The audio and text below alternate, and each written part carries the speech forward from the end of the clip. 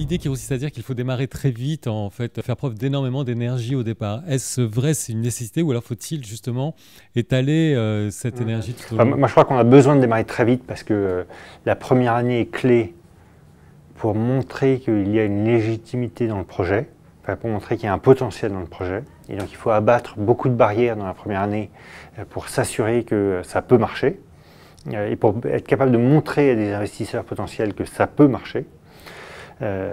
Ensuite, il faut réussir à garder de l'énergie parce que finalement, ça ne va pas se faire en 2 ans, en 3 ans. Bien souvent, ça va se faire sur un nombre d'années beaucoup plus important. Nous, l'une de nos convictions, c'est qu'il faut réussir à trouver un petit périmètre dans lequel votre produit marche, ou votre service marche. Donc nous, dans notre cas, c'était assez simple, c'était de se dire, il faut que nos biscuits, dans une dizaine de points de vente, fonctionnent. Que les clients, enfin, que les enseignes soient contentes, et que les consommateurs finaux soient contents.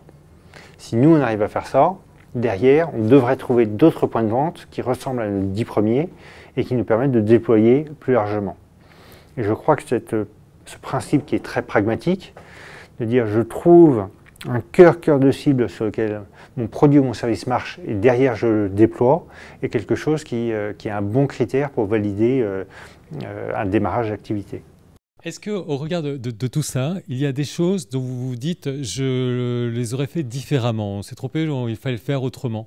Notamment sur la partie recrutement, on s'est planté pendant très très longtemps, de 2004 à 2009, en n'étant pas assez ambitieux, en n'étant pas assez clair dans nos têtes sur ce qu'on voulait, en laissant passer finalement des petites dégradations petit à petit dans l'état d'esprit de certaines personnes ou dans la motivation. Et je crois que c'est quelque chose sur lequel on a su progresser depuis 2009.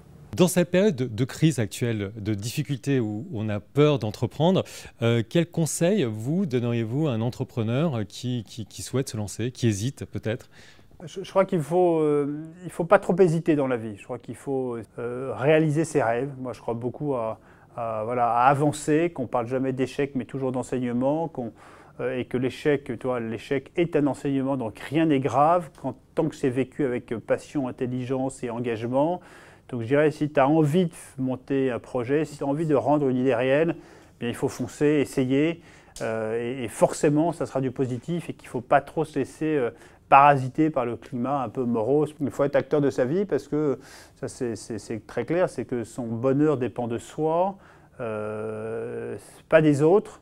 C'est-à-dire que voilà, il faut pas toujours, voilà, quand on veut quelque chose, on peut l'atteindre et qu'il ne faut pas passer sa vie à se plaindre. C'est-à-dire que moi, je suis profondément convaincu qu'on a tous des emmerdes dans la vie, moi le premier, mais que le bonheur peut être une question de volonté. Quand tu comprends ça, que ton bonheur dépend de toi, je veux dire, tu as beaucoup de choses qui changent.